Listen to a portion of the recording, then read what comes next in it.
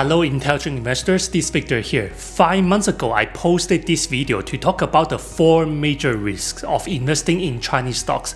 I talk about the cybersecurity review in China, the antitrust crackdowns in China, Chinese stocks potential delisting in the US, and the major risk of variable interest entity VIE structure that is used by all the Chinese tech companies listed in the US. All the Chinese tech stocks have dropped even more afterward. The Crane share CSI China Internet ETF has dropped as much as 29% afterward because of DD Global's delisting in the US, the ongoing geopolitical issues between the US and China, the Common Prosperity Campaign in China, and the US SEC's plan to delist all Chinese stocks by 2024 if the Chinese companies cannot be audited by the US PCAOB within 3 years. Because of the ongoing regulatory risk, all the Chinese tech stocks, including Alibaba, Tencent Holdings, and Baidu, have dropped substantially since their most recent peaks. For example, the Crane share CSI China Internet ETF has dropped as much as 58% from its most recent peak. In this video, I will talk about will Chinese stocks be delisted in the US going forward, and what are the 3 options you have if you already have Chinese stocks in your portfolio. I will cover these topics in this video. First, will Chinese stocks such as Alibaba, Tencent Holdings, and Baidu be delisted by 2024? Second, what is the variable interest entity VIE structure that is used by all major Chinese tech companies? Why is a major risk for investors? Third, what are the 3 options you have if you already have Chinese stocks in your portfolio? I will talk about these 3 options. First option, hold, wait for recovery and switch to Hong Kong shares. Second option, sell and reinvest the capital in other stocks. Third option, the Charlie Munger Way, be very greedy when others are fearful. At the end of the video, you will learn about which option I chose. If you like this video, make sure to hit the like button, subscribe, and turn on the notification button. I will continue to make many excellent stock analysis and investing videos a week that will help you become a great investor.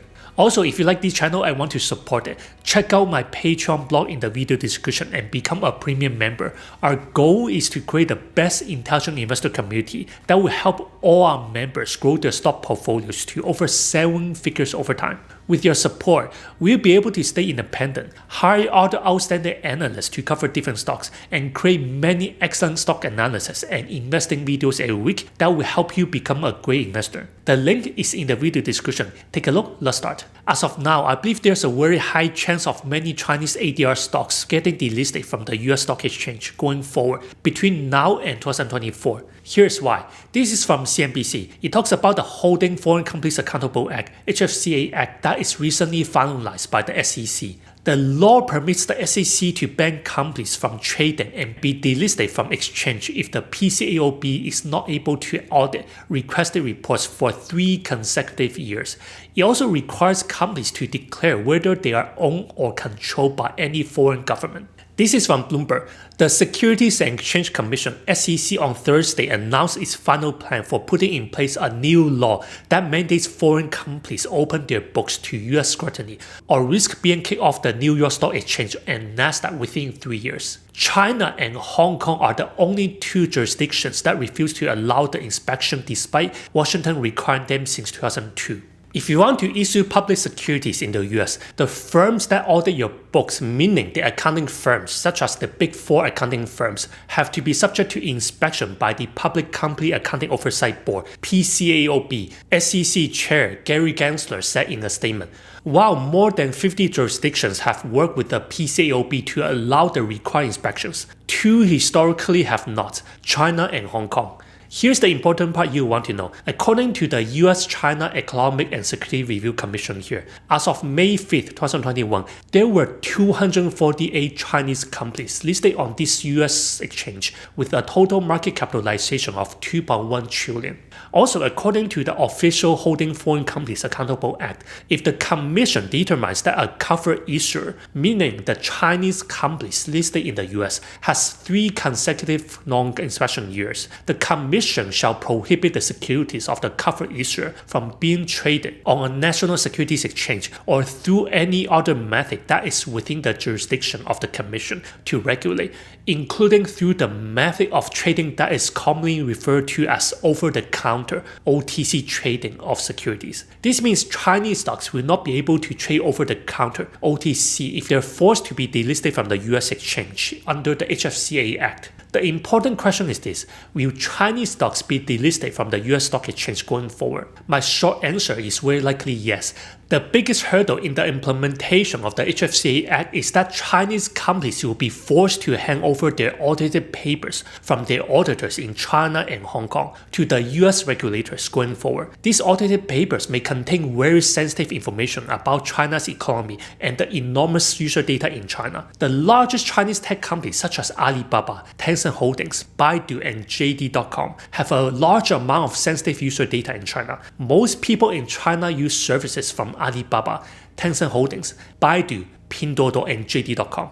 Chinese regulators do not allow Chinese companies to send their audited papers to the US PCAOB for inspection because of national security concerns and data security concerns. According to the US-China Economic and Security Review Commission, in the past year, the PCAOB reported 252 audit reports issued by or relying on referral work from PCAOB registered firms in jurisdictions where authorities deny access to conduct inspections. All of these firms are based in China and Hong Kong. Even though the largest Chinese tech companies use the Big Four accounting firms to audit their papers and their financials, their audited papers cannot be inspected by the US PCAOB because of China's national security and data protection regulations. In my previous videos, I said that I believe the US regulators and the Chinese regulators will eventually reach a compromise to allow the US PCAOB to inspect the Chinese companies' audited papers within certain limits. Now, I have changed my opinion on Chinese stocks' potential delisting because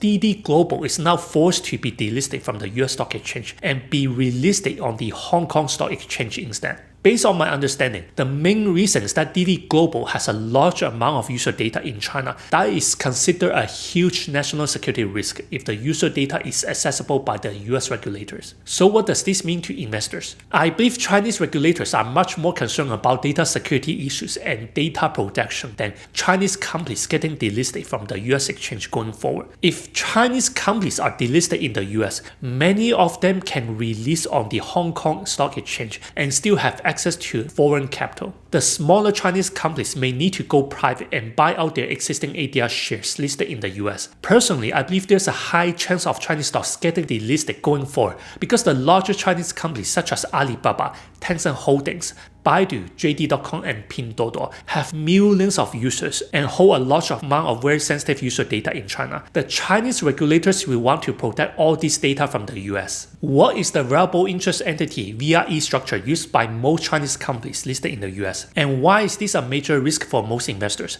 According to this article, VIE is a structure in which an offshore shell entity, usually in the Caymans, is owned by investors in the US or Hong Kong Stock Exchange. This offshore entity has a contractual relationship with the mainland company, but because the relationship is contractual, it's not considered owned. This gets around China's laws that forbid foreign capital in areas like telecommunication and internet news and media. Because foreign investors own the offshore shell company instead of the actual Chinese company, it creates a layer of risk for investors.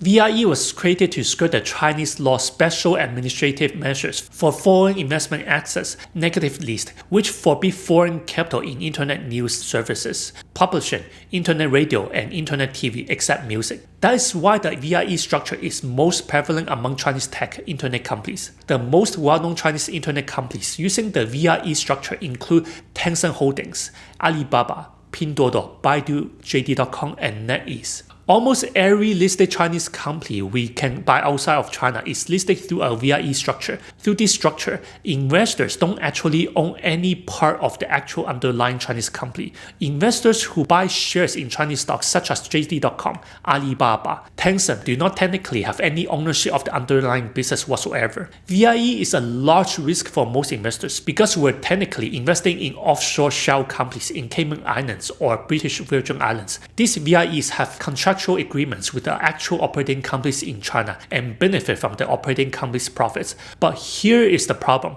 The VIEs do not own the actual operating companies and assets in China. China does not allow foreign ownership and investments in sensitive industries such as internet companies. This means the VIE structure is a gray area in China. The contractual agreements between the VIE shell company and the actual operating company in China may not be enforceable. For example, if we invest in Alibaba ADR in the US, we are actually investing in Alibaba's VIE shell company and not investing directly in Alibaba's operating company in China. If we have Alibaba ADR shares, we do not own Alibaba's operating company and any of Alibaba's assets in China because Chinese regulations do not allow foreign ownership of internet companies and companies that have a large amount of user data in China. I actually made a huge mistake of investing in Alibaba, Tencent Holdings, JD.com and Pinduoduo stocks because I did not fully understand the major risk of the VIE structure until recently. I will talk more about this later. Let's talk about the 3 options you have if you already have Chinese stocks in your portfolio. If you have Chinese stocks in your portfolio, the first option is to hold and wait for them to recover,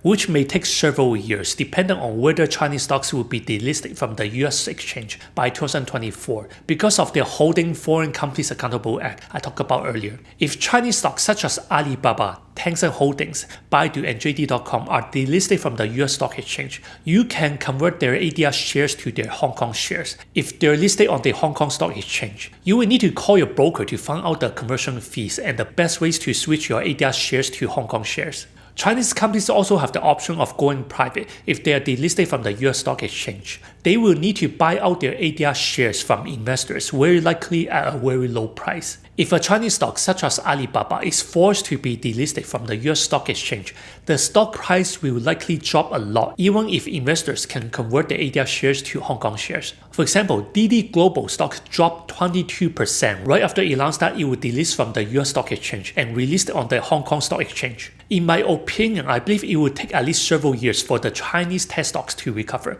They may take longer to recover if they're delisted from the US stock exchange. This option may not be the best because you will need to wait at least several years for Chinese stocks to recover, assuming there are no other major regulatory crackdowns going forward. The second option is to sell Chinese stocks at a large loss now and reinvest the capital in other US stocks that have much fewer regulatory risk. So you can use the capital loss to offset any capital gain of other stocks you may have. This is what we call tax loss harvesting. At the time of making this video, most Chinese internet stocks have dropped 40% to 60% in the past 12 months. If you sell Chinese stocks and have a capital loss, you can use the capital loss to offset the capital gains from selling other stocks. Depending on where you live, you may be able to carry forward your capital loss to offset any future capital gains. You will need to check with your tax accountant to see how you can use your capital loss to offset any capital gains. If you choose this option, you do not need to worry about Chinese stocks' potential delisting and all the regulatory crackdowns going forward. Also, if you reinvest the capital in other stocks, your capital may recover faster than waiting for Chinese tech stocks to recover, which will likely take several years. Personally, I chose this option because I had a small exposure in Chinese stocks. My main growth stock portfolio had less than 5% in Chinese stocks. I decided to sell all my Chinese stocks, including Alibaba, Tencent Holdings, and Pinduoduo at a large loss, mainly because I didn't like the risk of the Variable Interest Entity VIE structure I talked about earlier. I also sold my JD.com shares when it broke even. I did consider switching my Alibaba, Tencent Holdings, and JD.com ADR shares to their Hong Kong shares, but I realized it may still take them longer to recover because of the ongoing regulatory risk. I decided to invest the money in other US stocks instead because I believe the US stocks that are undervalued will grow at a faster rate than the Chinese stocks. If you look at this realized gain and loss history here, you can see my total capital loss is 23,630 after selling my Chinese stocks and ARK ETFs. The good thing is that my total capital gain is still higher than the total capital loss in the past 1 year.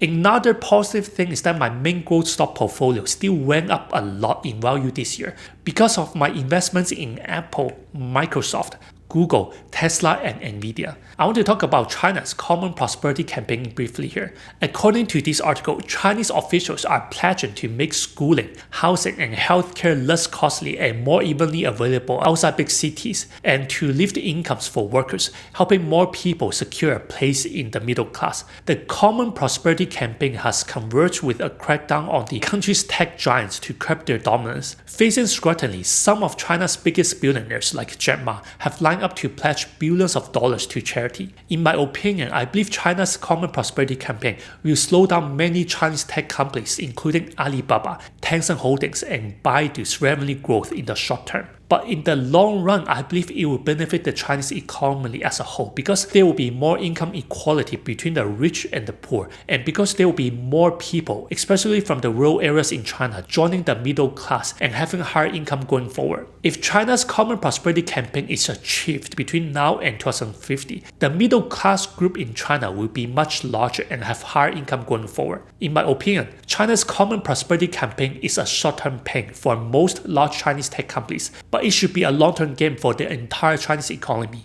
The third option is what I call the Charlie Munger Way, meaning buy more shares when the market is very fearful. Similar to his business partner Warren Buffett, Munger is a value investor. He likes to be very greedy when others are fearful. For example, according to the recent 13F filing, Charlie Munger nearly doubled his investments in Alibaba ADR shares in the recent Q3 quarter after Alibaba stock dropped even further in the same quarter. If Charlie Munger is right about Alibaba, his investments in Alibaba will recover within the next several years, and he will at least 2x his investments in Alibaba. If Charlie Munger is wrong about Alibaba, and if Alibaba gets delisted, he will need to convert his Alibaba ADR shares to Alibaba HK shares. Here's the very important part that explains why we should not follow what Charlie Munger invests in and what other super investors invest in. Charlie Munger has about 45 million invested in Alibaba ADR, which is a lot of money for most investors. But Charlie Munger's net worth is around 2.2 billion at the time of making this video. This means even if Charlie Munger is wrong about Alibaba, and even if his Alibaba investment continues to drop in value, it will make very little difference to his 2.2 billion of net worth. This is why I believe it's important not to follow what the super investors invest in. They have much more assets than most everyday investors have. So which option did I choose? I mentioned this earlier. I made a huge mistake of buying more Alibaba shares, Tencent Holdings, and JD.com shares before all the regulatory crackdowns. I also made the mistake of buying Pinduoduo stock near the peak. I knew Pinduoduo was substantially overvalued compared with Alibaba and JD.com, but I was fear of missing out. So this time, I finally learned the lesson to not FOMO in any overhyped stocks going forward. This is my personal preference. I chose the second option to sell all my Chinese stocks at a large loss because I wanted to reinvest the capital in other undervalued US stocks instead of waiting for all the Chinese tech stocks to recover, which may take several years. The good thing is that I had less than 5% exposure in Chinese stocks. I was very lucky to only have a small exposure in Chinese stocks. I decided to take this large loss from selling Chinese stocks to offset the capital gains from selling other stocks. My total capital gain is still more than the capital loss from selling Chinese stocks this year. Also, my main growth stock portfolio still went up a lot in value this year because of these outstanding businesses, including Apple, Microsoft, Google, Tesla, and Nvidia. It's very hard to predict all the regulatory crackdowns in China, how the VIE structure will be regulated going forward, which Chinese companies will be delisted from the US stock exchange, how the Common Prosperity Campaign will affect Chinese tech companies and the Chinese economy going forward, and the geopolitical tensions between the US and China. In my opinion, I believe it's much better to stay away from Chinese stocks going forward or have a very small position in them, even if most Chinese stocks are substantially undervalued. I do not think we should copy Charlie Munger because he has a lot more assets than most investors. Now, all these are only my opinions and my analysis based on my research. They are not financial wise. Make sure you always do your research and do your extra due diligence first before investing in anything. It's important to always invest in what you know. If you like this video, make sure to hit the like button, subscribe, and turn on the notification button. I will continue to make many excellent stock analysis and investing videos a week that will help you become a great investor. Also, if you like this channel and want to support it, check out my Patreon blog in the video description and become a premium member. Our goal is to create the best intelligent investor community that will help all our members grow their stock portfolios to over 7 figures over time. With your support, we'll be able to stay independent, hire other outstanding analysts to cover different stocks, and create many excellent stock analysis and investing videos a week that will help you become a great investor. The link is in the video description. Thank you for watching this video and supporting our channel. This is Victor from the Intelligent Investor channel, and I will see you in the next video.